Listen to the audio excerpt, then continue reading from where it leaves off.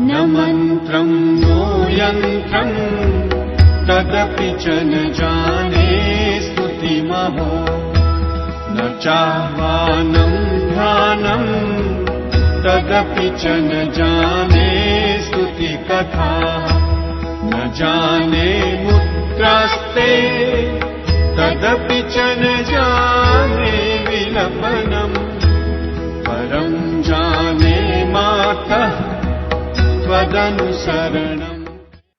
वक्रतुण्डं महाकाय सूर्यकोटिसमप्रभा निर्विघ्नं कुरु मे देव सर्वकार्येषु सर्वदा।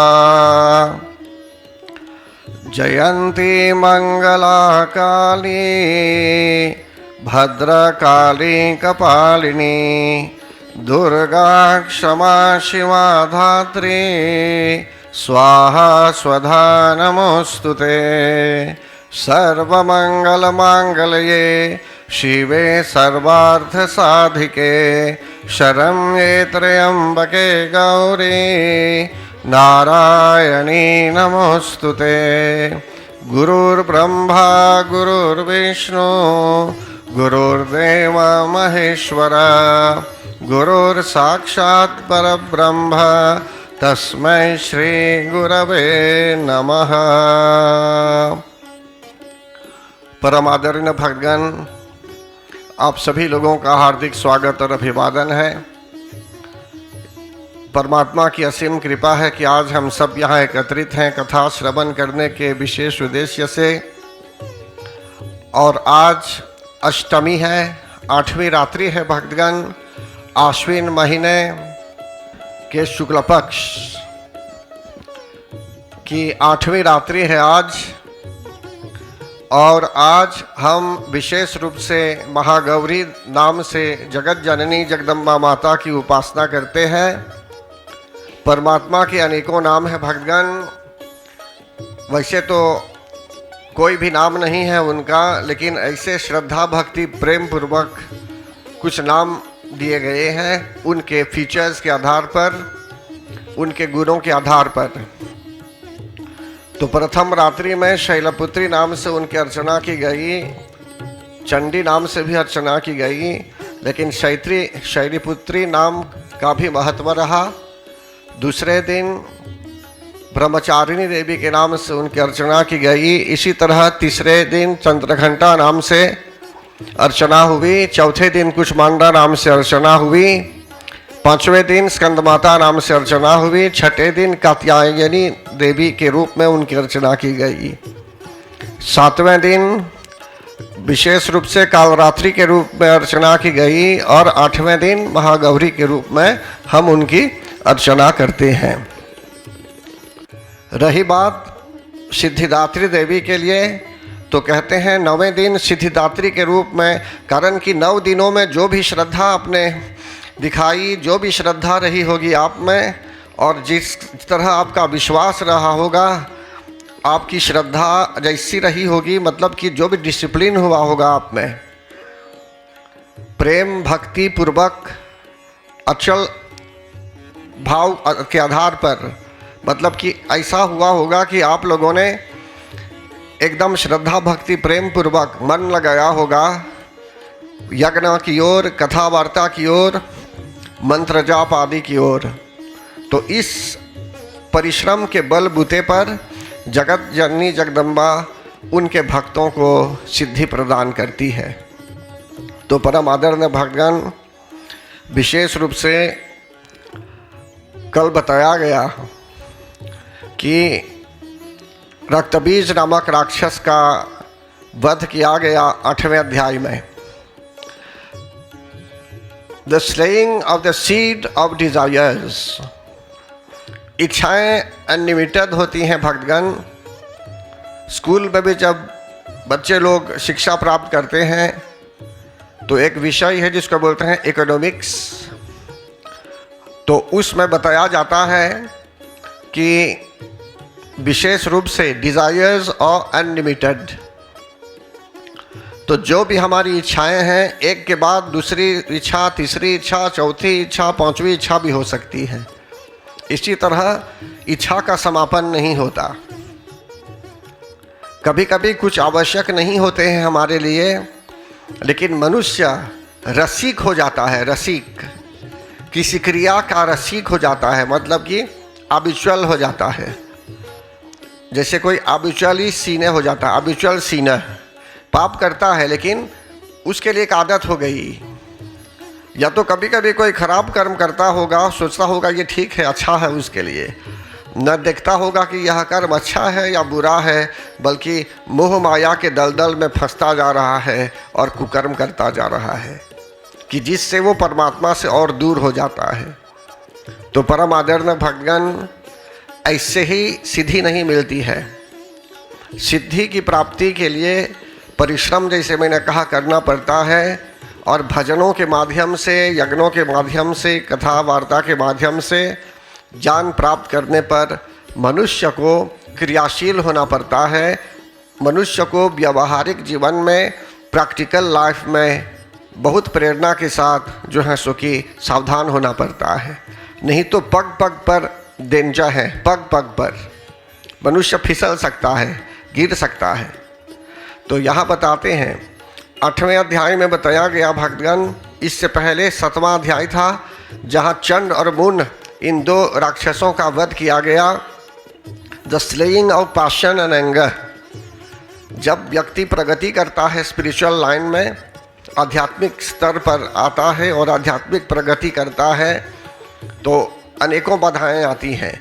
अभी 7वें अध्याय के आधार पर बताया जा रहा है कि उसमें अनेकों इच्छाएं होती हैं, राइट। शुद्ध प्रेम नहीं होता है। शुद्ध प्रेम, जब शुद्ध प्रेम चला आता है मनुष्य में, तो बोलते हैं दिव्य भाव हो गया, प्योर लव। जैसे भगवान के लिए मनुष्य में होता है प्योर लव।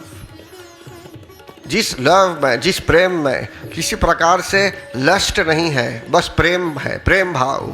जैसे भगवान श्री कृष्ण और गोपिका आदि के साथ संबंध था। तो इसी प्रकार भक्तगण यहाँ बताते हैं, एक तो है प्रेम, प्रेमा भक्ति, भगवान से आप प्रेम करने लगते हैं और भक्ति की जागृति तो होती ही है। लेकिन इच्छाएं अगर अलग अलग आ रही हैं, तो ऐसी स्थिति में जगत जननी जगदम्बा माता काट देती है इन इच्छाओं को, आपको रोक देती हैं। और क्रोध भी अगर आ रहा है हम में किसी कारणवश भी, तो उस क्रोध को भी बेस हटा देती है, दूर कर देती है, ताकि मनुष्य की बुद्धि भ्रष्ट न हो। क्रोध में मनुष्य बुद्धि का सही प्रयोग नहीं करता, और इसीलिए कहते हैं कि बुद्धि भ्रष्ट हो जाती है। कितनी बार यहाँ बताया गया कि अच्छी मति जब होती है, जब अच्छा विचार होता है, तो प्रगति ही प्रगति होती है। और खराब विचार होता है, कुमति होती है, तो अनेकों प्रकार के खराब विचार हो जाते हैं। इसी चीज़ को गोस्वामी तुलसीदास जी महाराज ने भी बताया है। बोलते हैं ऐसे, जहाँ सुमति तहाँ संपत्ति नाना, जहाँ कुमति तहाँ विपत्ति निधाना।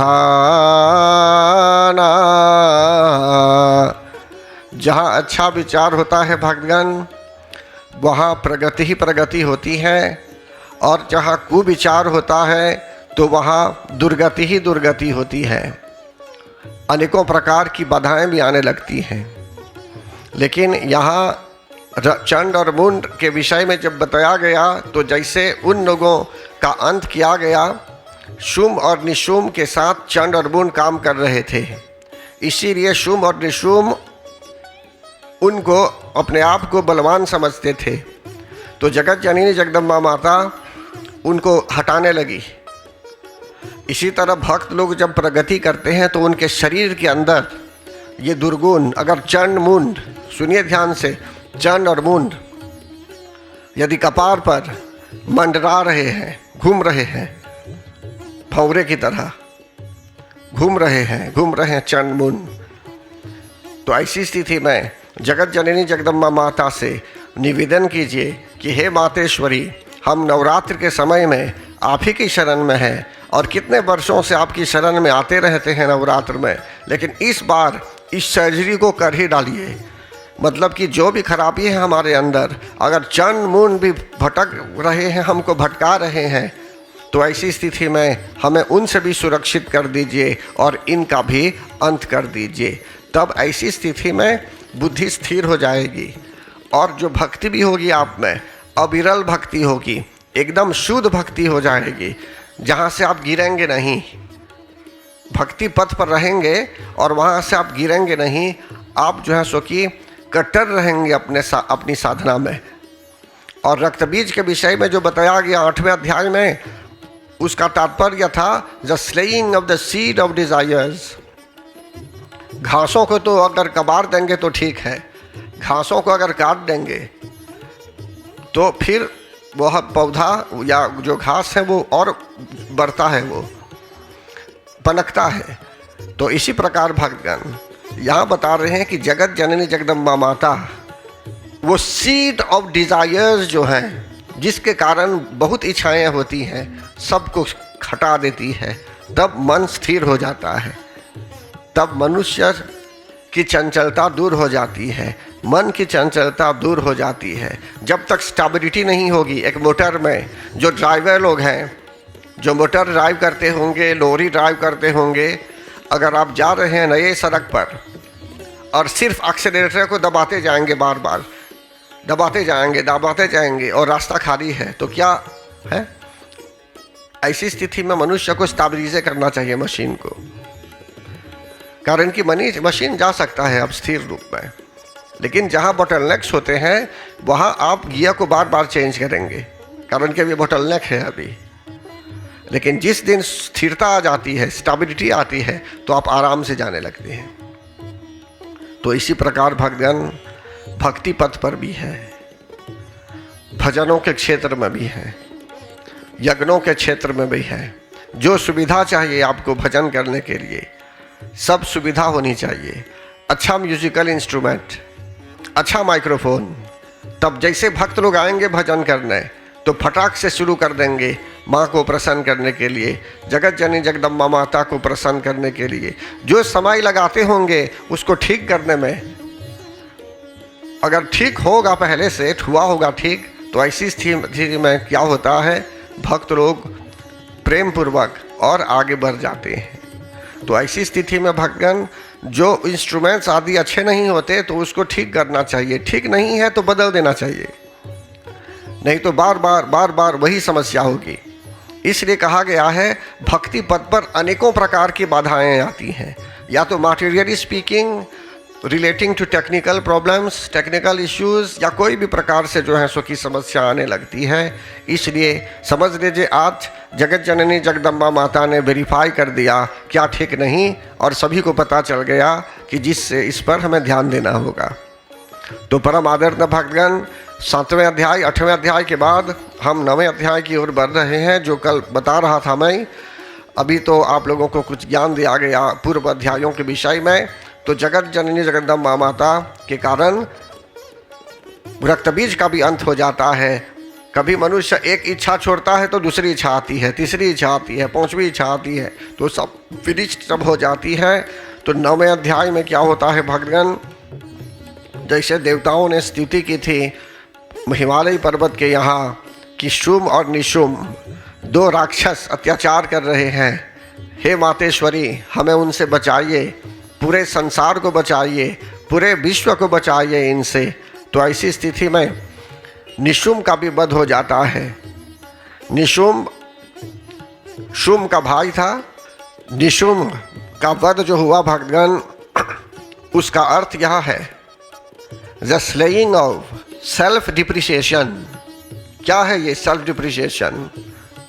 और शुम का अर्थ है the slaying of self conceit. So what do you mean, what do you understand by the term self depreciation and self conceit, जो हमारे लिए आवश्यक है जानना।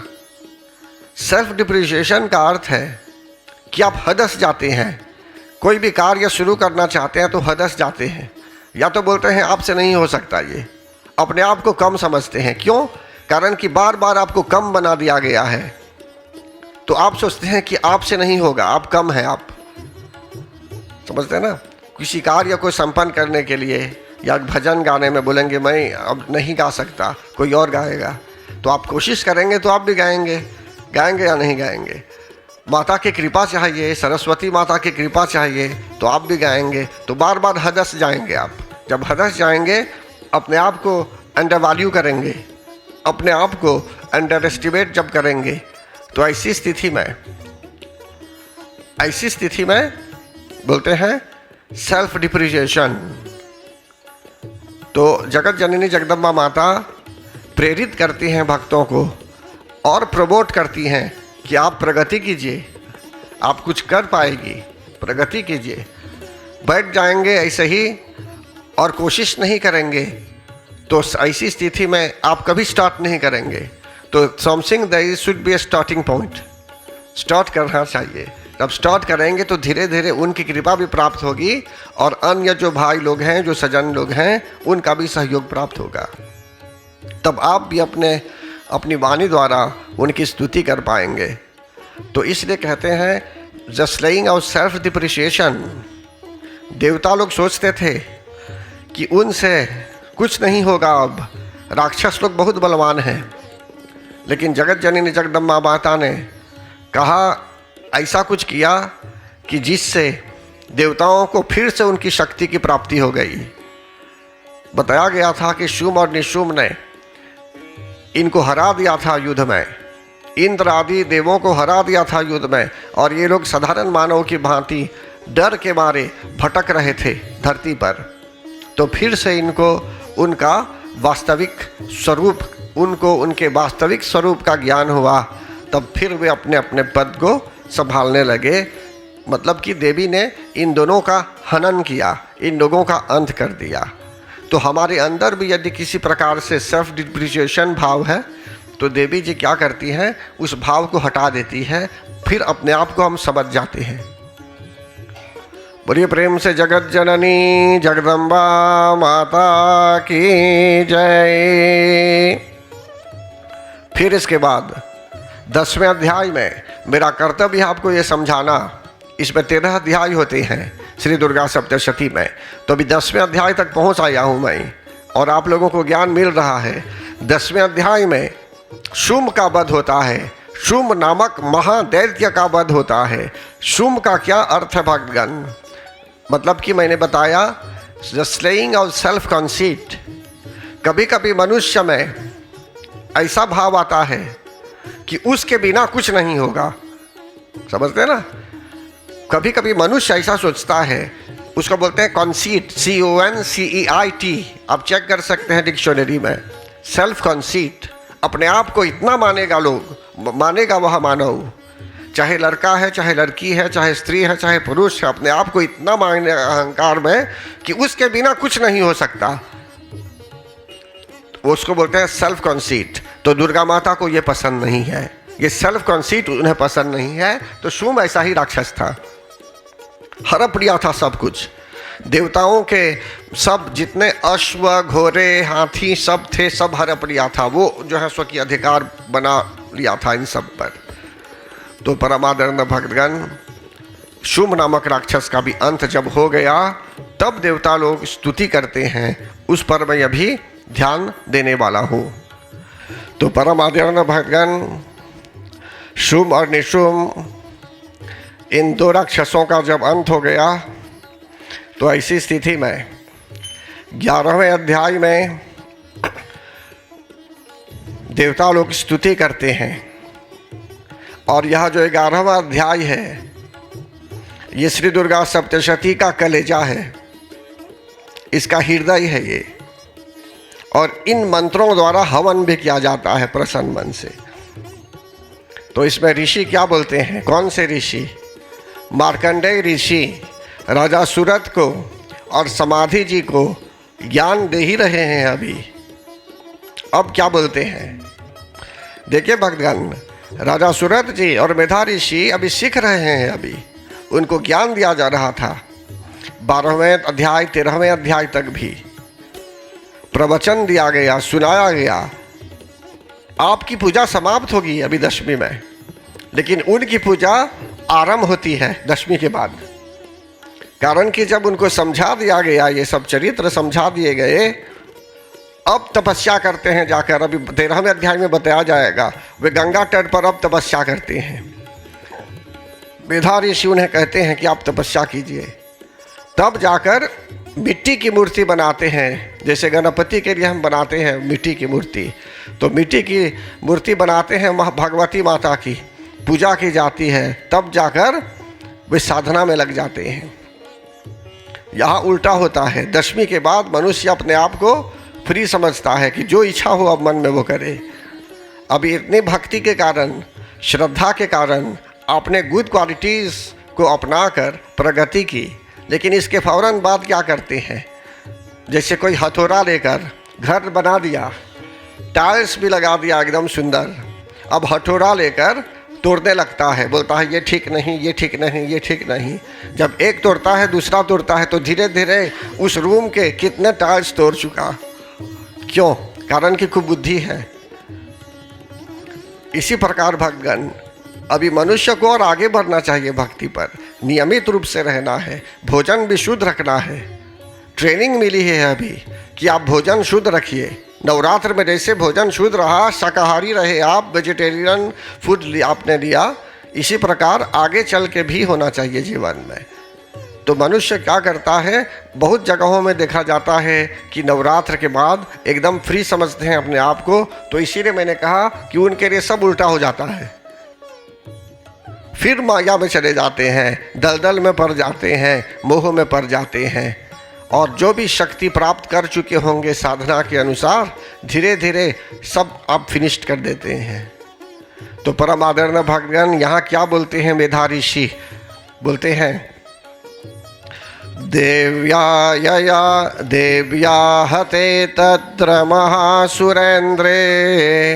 फिर से बोलता हूँ इसे, आप ध्यान से सुनिए। देव्या हते तत्र महासुरेंद्रे सेन्द्रासुरा बहि पुरोगमास्तां कात्यायनीं तुष्टवरुष्ठिलाभात् विकाशवक्त्राब्ज विकाशिताशा। ऋषि कहते हैं, मेधा ऋषि कहते हैं कि देवी के द्वारा, नहीं सिर्फ जब गाऊंगा तब, मेधा ऋषि कहते हैं कि देवी के द्वारा महादैत्य के स्वामी शुंभ और निशुंभ के मारे जाने पर इंद्र आदि देवता अग्नि को आगे करके कात्यायनी देवी की स्तुति करते हैं। और उस समय अनेकों प्रकार से हर एक दिशा में दिव्य ज्योति चमकने लगी। फिर आगे देवता ऋषि लोग क्या बोलते, देवता लोग क्या बोलते हैं? देवी प्रपन्नार्ति हरे प्रसीद प्रसीद मातर जगतो अखिलस्य प्रसीद विश्वेश्वरि पाहि विश्वं त्वमीश्वरी देवी चराचरस्य। कि हे शरणागत की पीड़ा दूर करने वाली देवी, जो आपकी शरण में चला आता है प्रसन्न मन से, तो आप उस व्यक्ति की पीड़ा, आप उसकी समस्या दूर करती हैं। तो आप प्रसन्न होइए, आप प्रसन्न रहिए। आप तो क्रोध कर रही थी जब राक्षसों को मारना था, पटक पटक कर आपने उन लोगों को मारा, तो अब प्रसन्न हो जाइए। और विशेषकर जो आपकी शरण में आएगा कोई, या पूरे विश्व के लोग जो आपकी शरण में आएंगे, तो परम आदरणीय भक्तगण बताते हैं, यहाँ देवता लोग प्रसन्न होकर निवेदन करते हैं जगत जननी जगदम्बा माता से, बोलते हैं कि हे मातेश्वरी, हे विश्वेश्वरी, पूरे विश्व की ईश्वरी जो है आप पूरे विश्व की रक्षा कीजिए। देखिए भक्तगण, सचमुच में हमें चाहिए कि हम उनसे निवेदन करें कि वे पूरे विश्व की रक्षा करें। कोविड-19 के कारण लोग कितने डर के मारे घर में फंस गए थे, कितने दिनों तक घर में रहते थे, मंदिर भी बंद, घर में भी रहना, रास्ते पर निकल जाते थे तो पुलिस भी रोक देती थी। तो कहने का भाव है कि पूरे विश्व की रक्षा आप कीजिए कि इस प्रकार की बीमारी ना आए, इस प्रकार की महामारी भी न आए। तो परम आदरणीय भगवान सिर्फ यही नहीं, अगर भूकंप भी आ रहा है तो अम्लमोदय भी आ रहा है, या ज्वालामुखी फट रही है रेनियों में, अगर उसका कनेक्शन इधर भी है, अगर वो फटने वाला है तो हे माता जी आप बचा दीजिए कि जिससे सबकी रक्षा हो और रेनियों में भी जो लोग हैं उनकी भी रक्षा हो। तो कहने का भाव यहाँ यह है, अभी देवताओं ने जैसे प्रार्थना की भक्तगण, हमारा भी कर्तव्य है, हम सब का के लिए जो है सो कि हम सब, हमारे लिए हमारा धर्म बनता है कि हम हर एक व्यक्ति के लिए प्रार्थना करें, पूरे विश्व की रक्षा के लिए मांग करें उनसे। तो जब तक वे प्रसन्न हैं तो हमारी रक्षा करती रहेगी। फिर आगे बोलते हैं, समस्त चराचर की जो है सो कि चलने वाले जो जीव हैं या जो नहीं चलते हैं, पेड़ पौधों की भी आप रक्षा कीजिए, सबकी रक्षा कीजिए। फिर आगे, आधारभूता जगत स्वमेका महीस्वरूपेण यतः स्थितासि अपां स्वरूपस्थितया त्वयैतत् दाप्यायते कृष्णमलङ्गवीर्ये। अब देवता लोग कहते हैं भक्तगण, और हम लोग भी जब ये प्रार्थना करेंगे, जब इन श्लोकों द्वारा हवन करेंगे, तो ऐसा मैं समझता हूँ, ऐसे ही तो मैं स्तुति करता हूँ कि जिससे जो इसमें देवता लोग मांग रहे हैं, मैं सब के लिए मांगूँ, पूरे संसार के लोगों के हित के लिए कुछ मांगना है भी है तो हम उनसे मांगें। तो इसीलिए इसमें बोलते हैं कि हे मातेश्वरी, आप एकमात्र आधार है, अगर आप नहीं रहेगी, जैसे शिव शब्द में से ई हटा देंगे तो अर्थ ही बदल जाता है, वो शव हो जाता है, मुर्दा हो जाता है वह शब्द। इसी प्रकार भक्तगण, हम में यदि शक्ति नहीं होगी, दिव्य शक्ति नहीं होगी तो कुछ नहीं हो पाएगा। इसलिए यहाँ बताते हैं, पूरे संसार में आपकी शक्ति चाहिए, और आप पृथ्वी के रूप में है, पृथ्वी के रूप में आपकी स्थिति है, हम आपको प्रणाम करते हैं। और आप जल के रूप में भी हैं, आप संपूर्ण जगत को आप तृप्त करती हैं। देखिए भक्तगण, जगत जननी जगदम्बा माता जल के रूप में भी है, और इसलिए पूरे संसार को वे तृप्त करती है। उनके प्यास मतलब कि क्वेंच जो है क्या बोलते हैं ना, टू क्वेंच द थर्स्ट, सब व्यक्ति के लिए जो है सो कि जल के रूप में भी है। फिर आगे बोलते हैं, त्वं वैष्णवी शक्तिरनन्तवीर्या विश्वस्य बीजं परमासि माया सम्मोहितं देवि समस्तमेतत् त्वं वै प्रसन्ना भुवि मुक्तिहेतुः। यहाँ बोलते हैं अब देवता लोग कि हे देवी, आप अनंत बल संपन्न हैं और आप वैष्णवी शक्ति हैं, और विशेष रूप से संसार जो हुआ है तो आप ही के कारण हुआ है। आप नहीं रहेगी तो संसार भी नहीं होगा। इसलिए ब्रह्मा जी भक्तगण क्रिएट करते हैं, सृष्टि की रचना करते हैं, लेकिन अकेले नहीं करते हैं, ब्रह्मानी शक्ति के साथ, मतलब शक्ति के साथ ही करते हैं रचना। और शिव जी भी संहार जब करते हैं तो रुद्रानी शक्ति के साथ, और विष्णु भगवान प्रिजर्व जो करते हैं वे विश्वानी शक्ति के साथ।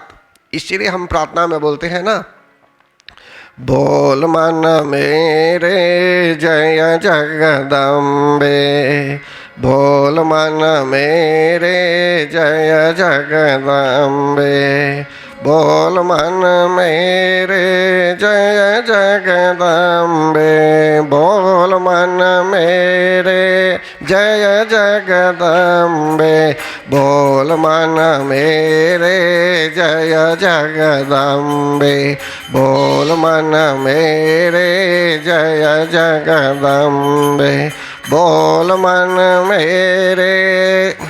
सभी लोग बोलेंगे, बोल मन मेरे जय जगदम्बे, बोल मन मेरे जय जगदम्बे, बोल मन अब बोलते हैं सृष्टि करती तुम ही हो ब्रह्मानी, सृष्टि करती तुम ही हो ब्रह्मानी, पालन करती तुम ही हो विश्वानी, पालन करती तुम ही हो विश्वानी, संहार करती तुम ही हो रुद्रानी, संहार करती तुम ही हो रुद्रानी। हम तेरे चरण में बस जाए दुल्हन के, हम तेरे चरण में बस जाए दुल्हन के, और मन मेरे जय जगदम्बे, और मन मेरे जय जगदम्बे, और मन मेरे जय जगदम्बे, और मन मेरे जय जगदम्बे। बोलिए प्रेम से जगत जननी जगदम्बा माता की जय। तो परम आदरणीय भगवान देवता लोग इस प्रकार कहते हैं कि हे माता, आपने तो पूरे संसार को मोहित कर रखा है और जो भी विद्या चाहिए सब विद्या आपके यहाँ है। सब विद्या, medical knowledge, non medical knowledge, Ayurveda, ज्योतिष विद्या, हर प्रकार की जो विद्या है उनके यहाँ है। इसलिए बोलते हैं विद्या समस्ता स्तव देवी भेदा, स्त्रियः समस्ता सकला जगत्सु। कि हे देवी, संपूर्ण विद्याएं तुम्हारे ही भिन्न भिन्न स्वरूप हैं और संसार में जितनी स्त्रियां हैं संसार में, सब आप ही की मूर्तियां हैं, सब आप ही की मूर्तियां हैं। इसीलिए गोस्वामी तुलसीदास जी जब प्रणाम करते हैं सीताराम मानकर पूरे संसार को, वे प्रेम पूर्वक प्रणाम करते हैं पूरे संसार को सीता और राम की भांति मानकर। इसी तरह यहाँ देवता लोग बोलते हैं कि जितनी स्त्रियां संसार में हैं सब जो है आप ही की मूर्तियां हैं। तो जब मनुष्य का परसेप्शन शुद्ध हो जाता है तो इसी प्रकार स्त्री का भी आदर करेगा। फिर आगे बोलते हैं, अभी जो हम गा रहे थे एक साथ, विद्या समस्ता तव देवी भेदा, स्त्रिया समस्ता सकला जगत्सु, त्वयैकया पूरितमम्बयैतत्, काते स्तुतिस्तव्यपरा परोक्ति। आपने तो विश्व को व्याप्त कर रखा है, आप ही बताइए कि आपकी स्तुति हम कैसे करें। फिर इसके बाद भगवान यहाँ बोलते हैं आप वाणी से भी परे हैं और जो हम आपको अर्पण भी करते हैं उससे भी आप बहुत ऊपर हैं। तो इसलिए बोलते हैं अब सर्वभूता यदा देवी स्वर्ग मुक्ति प्रदायिनी, त्वं स्तुता स्तुतये का वा भवन्तो परमोक्तयः, सर्वस्य बुद्धिरूपेण जनस्य हृदि संस्थिते, स्वर्गपवर्गदे देवी नारायणी नमोस्तुते। कलाकाष्ठादिरूपेण परिणाम प्रदायिनी, विश्वस्योपरक्तो शक्ते नारायणी नमोस्तुते। सर्वमंगलमांगल्ये शिवे सर्वार्थसाधिके, शरण्ये त्र्यंबके गौरी नारायणी नमोस्तुते। सृष्टिस्थिति विनाशानां शक्तिभूते सनातनी, गुणाश्रये गुणमये नारायणी नमोस्तुते। इनमें जो श्लोक हैं, कुछ ऐसे श्लोक हैं जो मैं समझा भी चुका हूँ शुरू ही में, जो पाए जाते हैं ये सप्तश्लोकी दुर्गा में। जैसे सर्वमंगल मांगल्ये, इसका तो अर्थ हो गया है, लेकिन फिर भी यहाँ देवता लोग जब स्तुति करते हैं तो यही स्तुति जो है इसी में से लेकर जगत जननी जगदम्बा माता ने 7 श्लोकों को अलग कर दिया। जिसको बोलते हैं सप्तश्लोकी। कुछ श्लोक जो है प्रथम अध्याय में पाए जाते हैं, जैसे ज्ञानी नाम अपि चेतांसी। तो यहाँ देवता लोग बोलते हैं कि जो है सो कि आप कल्याण कीजिए हे नारायण देवी, आप सबका मंगल करने वाली हैं, आप शिवे हैं, आप सर्व साधिके हैं, सर्वार्थ साधिके, चारों पुरुषार्थों को आप देने वाली हैं। और आप जो हैं शरण्य, आपकी शरण में जो भी आता है, हे त्रयंबिके, 3 आँख वाली हे त्रयंबिके, हम आपको प्रणाम करते हैं हे नारायणी। आप सृष्टि करती हैं, सृष्टि का माफ़ कीजिए, सृष्टि जो है आप कराती हैं, विनाश भी आप ही कराती हैं और पालन भी आप ही कराती हैं। तो यहाँ बता रहे हैं आपको कि जगत जननी जगदम्बा माता की स्तुति की जा रही थी। भक्तगण 11वें अध्याय में देवताओं ने स्तुति की और हर तरह से उन्होंने निवेदन किया कि हे मातेश्वरी, आप पूरे विश्व की रक्षा कीजिए। उनको पता था भक्तगण देवताओं को कि विश्व में अनेकों प्रकार के खतरे आते हैं, अनेकों प्रकार की परिस्थितियाँ आती हैं, इसलिए उन्होंने निवेदन किया कि आगे चल के भी पूरे विश्व की रक्षा आप ही कीजिए। फिर इसके बाद बताया गया कि आप सबकी ईश्वरी हैं और शरणागत दीनार्थ परित्राण परायणे सर्वस्यार्ति हरे देवी नारायणी नमोस्तुते, कि जो भी आपके शरण में आता है आप उसकी रक्षा करने वाली हैं, आप शरणागत वत्सला हैं। तो परम आदरणीय भक्तगण, इस बात को हरदम याद रखिए कि जो पराशक्ति हैं, जो जगत जननी जगदम्बा माता है, जो भगवान हैं, जिस किसी रूप में भी आते हैं, और वही जो पराशक्ति के रूप में प्रकट हुए, दुर्गा माँ के रूप में प्रकट हुए, आप पूरी श्रद्धा के साथ उनका स्मरण हरदम कीजिए। किसी भी संकट में भी रहेंगे आप तो वे आपकी सहायता अवश्य करेगी और संकट को भी दूर कर देगी। आपको भी संकट दूर नहीं करना पड़ेगा, वे स्वयं संकट को दूर कर देगी, वे जानेगी क्या करना चाहिए।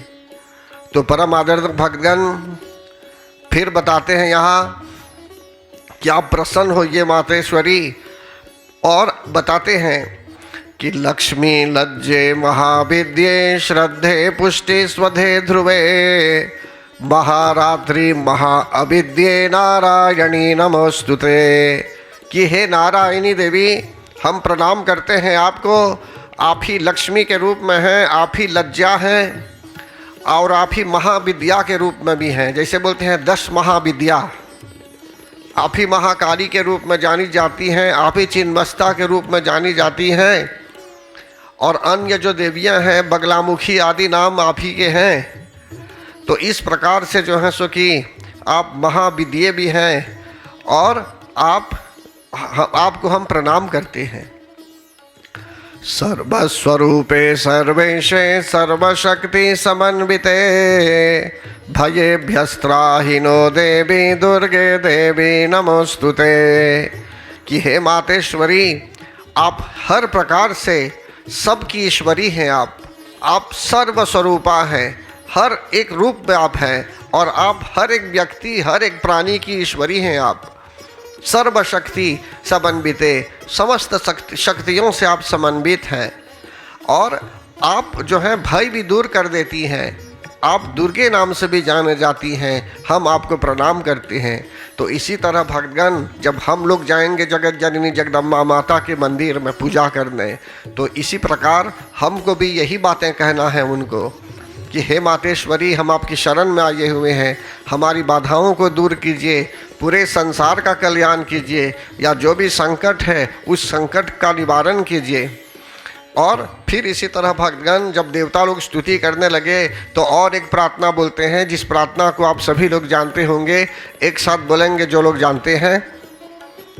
रोगान शेषान पहंसि तुष्टा रुष्टा तु कामान सकलान अभीष्टान त्वामाश्रितानां न विपन्नराणां त्वामाश्रिता ह्याश्रयतां प्रयान्ति, कि हे मातेश्वरी, जब आप प्रसन्न होती हैं तो आप रोगों को भी दूर कर देती हैं।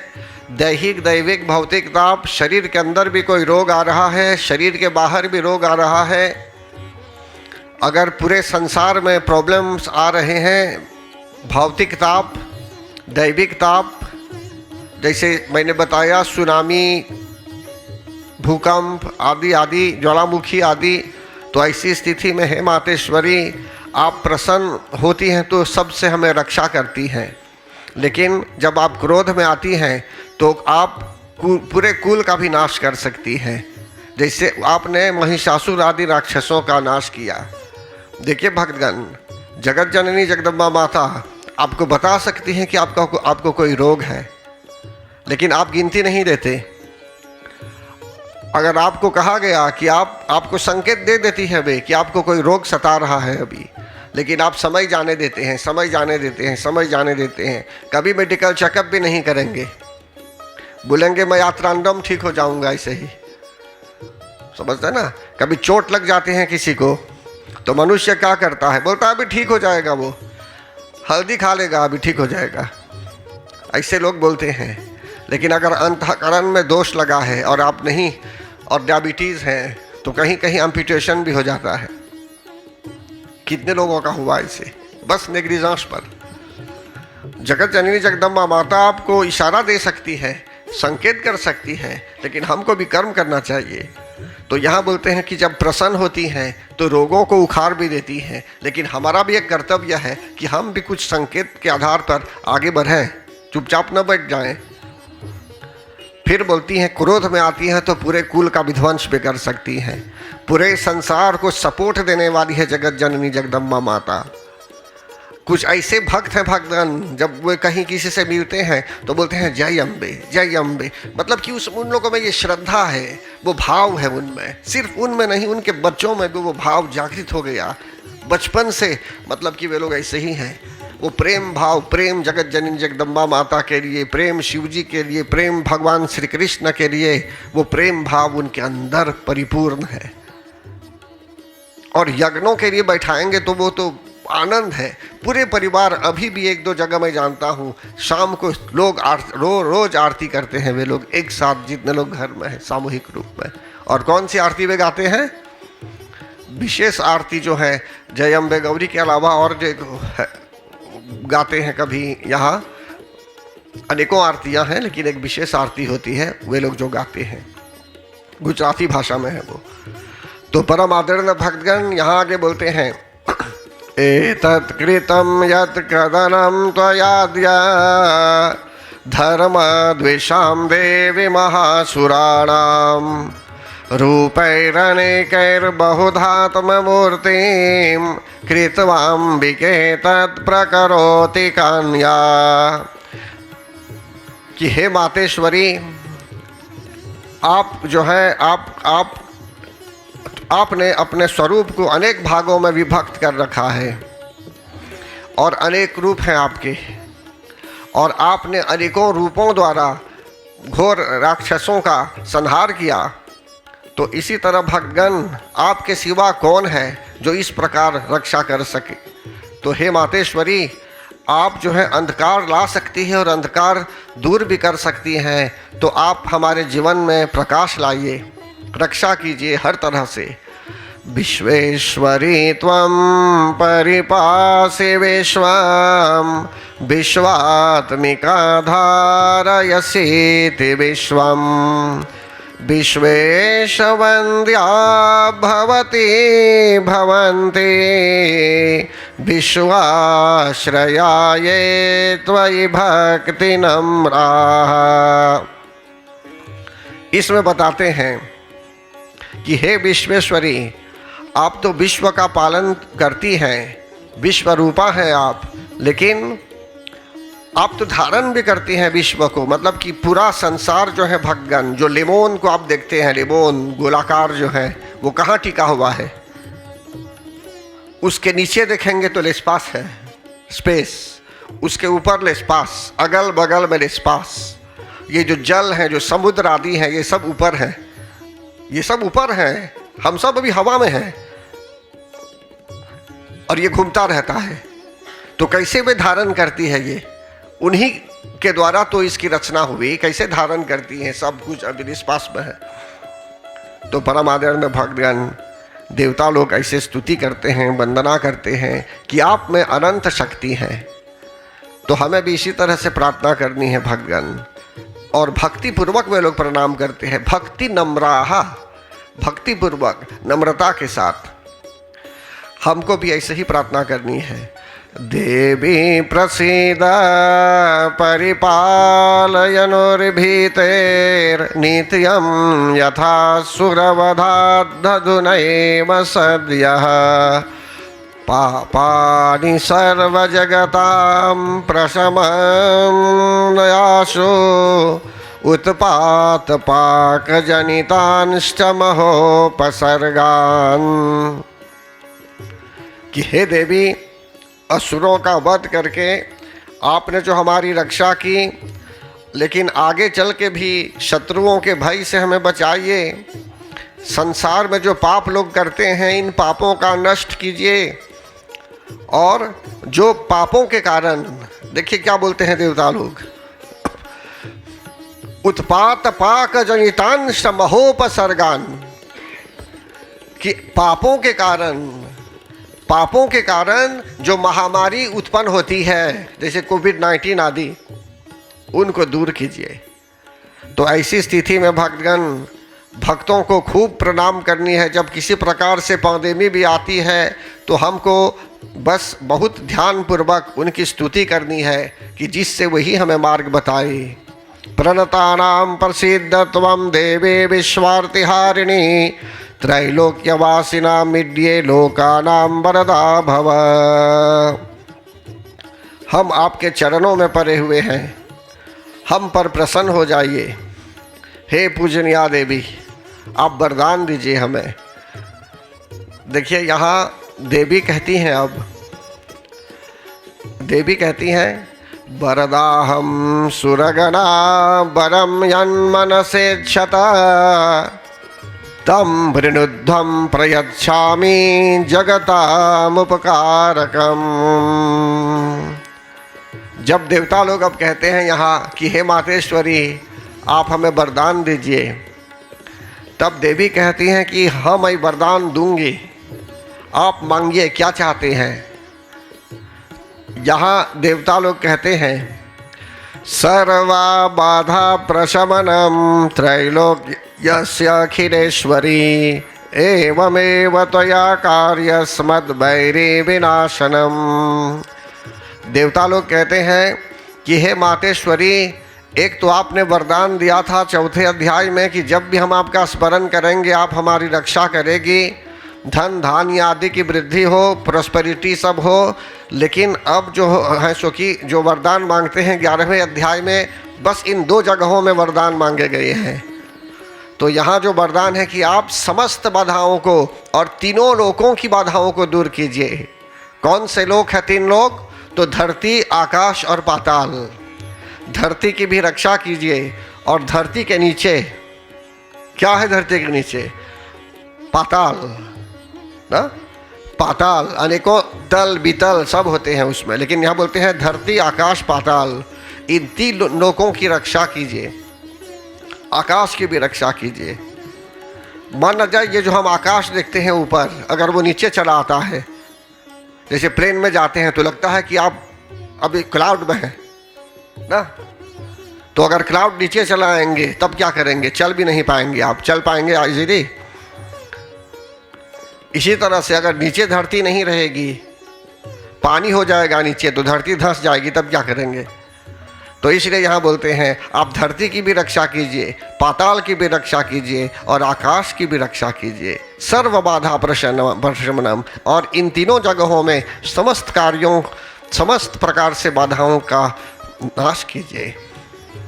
वैरी विनाशनम, और जो हमारे दुष्ट आदि होंगे, दुश्मन होंगे, तो उनसे भी हमारी रक्षा कराइए और शत्रुओं का नाश भी कराइए।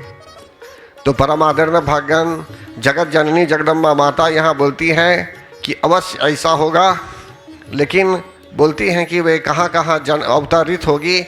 तो ये बहुत पहले का चरित्र है। उन्होंने बता दिया था कि वे भगवान कृष्ण के काल में विंध्याचल वासिनी के रूप में होगी, और फिर इसके बाद जब वर्षा नहीं होगी 100 वर्षों तक जब वर्षा नहीं होगी तो शाकंभरी के नाम से भी जानी जाएगी। ओनली वेजिटेबल्स रहेंगे लेकिन वर्षा नहीं होगी। तो ऐसी स्थिति में समझ लीजिए कष्ट हो सकता है, लेकिन उनकी रक्षा वे रक्षा करेगी तो हमारी रक्षा हो सकती है। इसीलिए बताते हैं कि भ्रामरी के नाम से भी लोग कभी उनकी अर्चना करेंगे, कभी शाकंभरी नाम से भी, कभी दुर्गा नाम से भी उनकी अर्चना करेंगे। तो देखिए ये सब घटनाएं घट चुकी थी पहले, इसीलिए इनका नाम दुर्गा भी पड़ा। और हम दुर्गा नाम से पूजा करते हैं, अभी भीमा नाम से भी करते हैं। फिर आगे बताते हैं कि इत्थम यदा यदा बाधा दानवोत्था भविष्यति तदा तदावतीर्याहम करिष्यामि संक्षयम।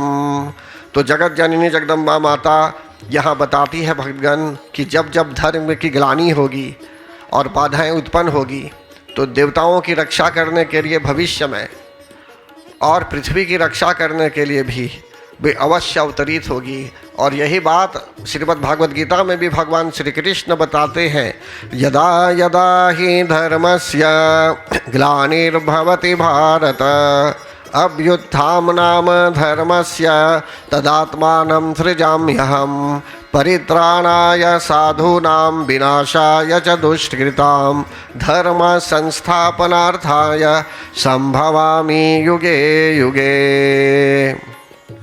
कि जब जब धर्म की ग्लानि होगी, अधार्मिकता की वृद्धि होगी, तब तब जो है सो कि धर्म की रक्षा करने के लिए और अधर्म के नाश के लिए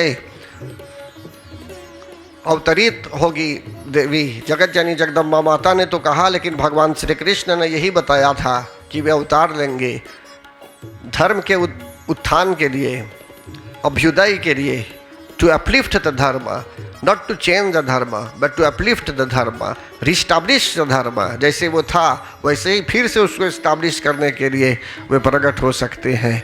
तो परम आदरणीय भक्तगण, हम सब के जीवन में शक्ति की आवश्यकता है। चलने की शक्ति चाहिए, बोलने की शक्ति, वाक शक्ति, भोजन करते हैं तो भोजन पचाने के लिए भी पाचन शक्ति चाहिए, सुनने के लिए भी कानों में शक्ति चाहिए, देखने के लिए भी आँखों में शक्ति चाहिए, हमारे हर एक कर्म में शक्ति चाहिए। भक्तगण, विद्या चाहिए सबको, बच्चों को भी विद्या चाहिए, बड़ों को भी विद्या चाहिए। तो हर तरह से जो है सो कि जितने सद्गुण हैं, दया, शांति आदि सब हम सबको चाहिए। इसलिए नवरात्र के समय हम लोग मिलकर जो है सो कि श्रद्धा भक्ति प्रेम पूर्वक पूजा में लगे हुए हैं, इसी भावना से कि सिर्फ मॉरिशस का ही कल्याण न हो बल्कि पूरे विश्व का कल्याण हो, हर एक घर में सुख और शांति हो।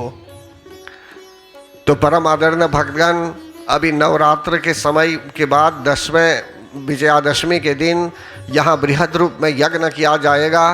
मैं भक्तों से निवेदन करूंगा कि ऐसे अवसर को आप जाने मत दीजिए अपने हाथों से। हो सके तो अभी से ही आप छुट्टी के लिए व्यवस्था कीजिए। अगर ऑप्शनल है, छुट्टी ले सकते हैं तो छुट्टी लिखवा दीजिए अभी से ही, और यज्ञ में आपको आना ही आना है। ऐसा यज्ञ बार बार नहीं मिलता है, आना ही आना है आपको। और देखिए, आज परमात्मा ने कृपा की, कुछ भक्त लोग आए हुए हैं लाफ्लोरा युवक संघ, लाफ्लोरा युवक संघ मतलब लाफ्लोरा से आए हुए हैं आप लोग। आप लोगों का भी स्वागत है। हमारा धर्म हमें सिखाता है कि चाहे घूमते घामते, चाहे बुलाने पर भी या न बुलाने पर भी, कोई घूमते घामते भी चला आता है हमारे आगे, तो हमारा कर्तव्य है, श्रद्धा है, इनमें धर्म की भावना है, भजन गा रहे हैं, भगवान की भक्ति में लगे हुए हैं, तो एक भक्त का कर्तव्य है कि दूसरे भक्त की रक्षा करे और दूसरे भक्त को सपोर्ट करे, उसको आश्रय दे कि जिससे वे लोग धर्म की रक्षा में लगे रहें। तो मेरी ओर से यहाँ नवयुवक संघ के जो हैं सो कि लाफ्लोरा योग युवक संघ के जो सदस्य लोग हैं, इनको मेरी ओर से समर्थन है। और मैं इन लोगों को जो है सो कि यही बोलूँगा कि जब जब अवसर प्राप्त हो आप अवश्य आइए, कथा भी सुनिए और भजन गाते रहिए, गुनगुनाते रहिए कि जिससे भक्ति भाव की वृद्धि हो। इस भाव की कमी है संसार में आज, भक्ति भाव की वृद्धि चाहिए, तब जाकर के मन पवित्र हो सकता है, सबका कल्याण भी हो सकता है। इसको बोलते हैं हॉस्पिटैलिटी। कोई आ गया आपके यहाँ तो अतिथि के रूप में है वो, तो ये लोग हमारे लिए अतिथि देवो भव, अतिथि देवो भव, देवता के रूप में ये लोग आए हुए हैं, इसलिए इनका स्वागत करना होगा, जलपान से भी स्वागत करना होगा कि जिससे ये लोग प्रसन्न होकर यहाँ से वापस जाएं, जब जाएंगे तो परम आदरणीय भक्तगण, अब मैं अपने वक्तव्य को यहाँ विराम देना चाहूँगा। लेकिन विराम देने से पहले जैसे मैंने बताया कि प्रतिदिन यहाँ यज्ञ होता है, सुबह पूरी सप्तशती के बीज मंत्रों द्वारा रोज यज्ञ होता है। और पूरी सप्तशती की जो चरित्र है, इसका जो पाठ है मेरे वॉइस में, वो ऑलरेडी अवेलेबल है और कितने लोगों को दे दिया गया है। जो लोग अपने आप घर में अध्ययन कर रहे होंगे, किसी भी समय में आप अध्ययन कर सकते हैं दिवस काल में, लेकिन प्रातः काल में भी कुछ लोग करते होंगे, मुझे पता है। तो ऐसी स्थिति में अगर आप कर रहे हैं ध्यान, तो कवच, अर्गरा, कीलक, नवार मंत्र सब पूरा कर दीजिए, तब यहाँ हवन करेंगे। समझते हैं ना? अगर ये सब कर लेते होंगे आप और आते होंगे यज्ञ में, तो आपके लिए और अच्छा रहता है। अगर नहीं भी किया होगा आप लोगों ने, तो यहाँ भी हम जो करते हैं इससे आपका लाभ होगा डेफिनेटली। इसलिए 2 दिन बचे हैं अभी। भक्त लोग अवश्य आप कोशिश कीजिए हवन आदि में भाग लेने के लिए। और जो लोग हवन में नहीं आते हैं, तो यहाँ मंगलवार को भी हवन होता है, हर मंगलवार को, बहुत वर्षों से, सप्तशती होमम बीज मंत्रों द्वारा। तो जो लोग आना बंद कर चुके हैं, उनसे मैं रिक्वेस्ट करूँगा कि फिर से आप अपनी डायरी को बनाइए आने के लिए। जगत जननी जगदम्बा माता की अनुकंपा आप प्राप्त करेंगे।